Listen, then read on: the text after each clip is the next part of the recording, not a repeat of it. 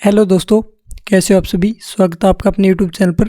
तो जो अपना एसएससी जीडी का रिवीजन के लिए जो इम्पोर्टेंट टॉपिक्स की जो क्लास चल रही है, उसमें आज हमारा जो टॉपिक होने वाला है वो आरबीआई का टॉपिक होने वाला है। इसको हम रिवाइज करेंगे। काफ़ी छोटा टॉपिक है जो कि 2 से 3 मिनट में रिवाइज हो जाएगा। और ये जो पीडीएफ देख पा रहे हो आप, ये पीडीएफ आपको हमारे टेलीग्राम चैनल पर मिल जाएगी। वहाँ से भी पीडीएफ डाउनलोड कर सकते हैं, बिल्कुल फ्री में मिलेगी। तो ये हैंड रिटन नोट्स है। आरबीआई से रिलेटेड जितने भी इंपॉर्टेंट तथ्य है वो इसमें लिखे हुए हैं और ये पीडीएफ आपको टेलीग्राम चैनल पर मिल जाएगी। तो चलिए शुरू करते हैं अपनी वीडियो को। तो इसमें आरबीआई के बारे में बताएं तो आरबीआई का जो लेखा वर्ष होता है वो 1 अप्रैल से 31 मार्च तक होता है। ये देश का केंद्रीय बैंक है और इसकी स्थापना 1 अप्रैल 1935 को हुई थी। और जो आरबीआई एक्ट है वो 1934 में आया था।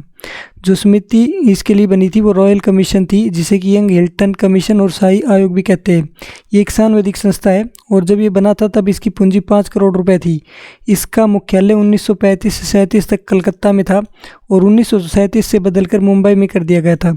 जो आरबीआई है उसका राष्ट्रीयकरण 1 जनवरी 1949 को हुआ था। इसका जो प्रतीक चिन्ह है आरबीआई का वो बंगाल टाइगर और उसके साथ एक ताड़ का पेड़ है। आरबीआई गवर्नर के बारे में बताया है। तो आरबीआई गवर्नर की जो नियुक्ति है वो केंद्र सरकार करती है और इनका जो कार्यकाल होता है वो 3 वर्ष का कार्यकाल होता है। जो पहला गवर्नर बना था वो ऑसबोर्न स्मिथ था, पहला गवर्नर। दूसरा बना था जेम्स टोलर।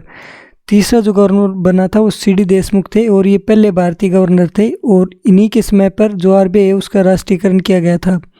जो 25वें गवर्नर बने थे वो शशिकांत दास थे, जो कि 2018 से 2024 तक रहे थे, 11 दिसंबर 2024 तक।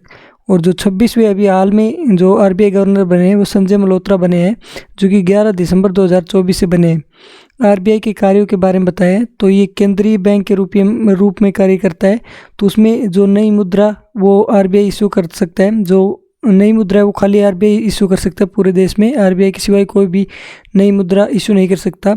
सरकार का बैंक है ये, जिसमें कि राज्य और केंद्र सरकार अगर उन्हें कोई भी लोन चाहिए तो वो आरबीआई से लोन ले सकती है। बैंकों का बैंक भी कहते हैं आरबीआई को। जितने भी नए बैंक बनते हैं उनको लाइसेंस देना और किसी बैंक का लाइसेंस रद्द करना हो तो ये काम आरबीआई करता है। अंतर्राष्ट्रीय बाजार में भारत का प्रतिनिधित्व करता है आरबीआई बैंक। और विदेशी विनिमय भंडार का रखरखाव, तरल मुद्रा प्रवाह पर नियंत्रण करता है और ये नियंत्रण मौद्रिक नीति बनाकर करता है। विकासात्मक कार्य, इसमें वित्तीय साक्षरता प्रदान करने का कार्य आरबीआई करता है। वित्तीय समावेशन, गरीबों और जो वंचित लोग हैं उनको बैंकों से जोड़ने का काम करता है। बैंकों का डिजिटलीकरण करना ये आरबीआई का काम है। बैंकों का राष्ट्रीयकरण तो 1969 में 14 बैंकों का राष्ट्रीयकरण हुआ था और 1980 में 6 बैंकों का राष्ट्रीयकरण हुआ था। भारत में बैंकिंग प्रणाली का इतिहास, पहली बैंक 1770 में बैंक ऑफ हिंदुस्तान बना था। 1806 में कलकत्ता बैंक बना, 1840 में बॉम्बे बैंक, 1843 में मद्रास बैंक। और इन तीनों बैंकों को मिलाकर इंपीरियल बैंक ऑफ इंडिया बनाया गया, जो कि 1921 में बना था। और इसको बदलकर 1955 में एसबीआई बैंक कर दिया गया। पहला भारतीय समावित बैंक तो वो इलाहाबाद बैंक था, जो कि 1865 में बना था। क्षेत्रीय ग्रामीण बैंक, इसमें पहला क्षेत्रीय ग्रामीण बैंक यूपी के मुरादाबाद में बना था 2 अक्टूबर 1975 को। और इसमें हिस्सेदारी केंद्र की 50% होती है, राज्य की 15% और जो स्पॉन्सर बैंक होता है उसकी 35% हिस्सेदारी होती है।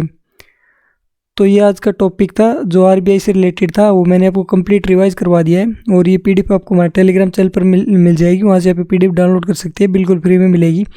तो आपको भी वीडियो कैसी लगी हमें कमेंट बॉक्स में ज़रूर बताइए। और अगला जो भी टॉपिक लाना है उसके बारे में भी कमेंट बॉक्स में ज़रूर बताइए। तो इस वीडियो में इतना ही, मिलते हैं आपसे अगली वीडियो में। तब तक के लिए धन्यवाद।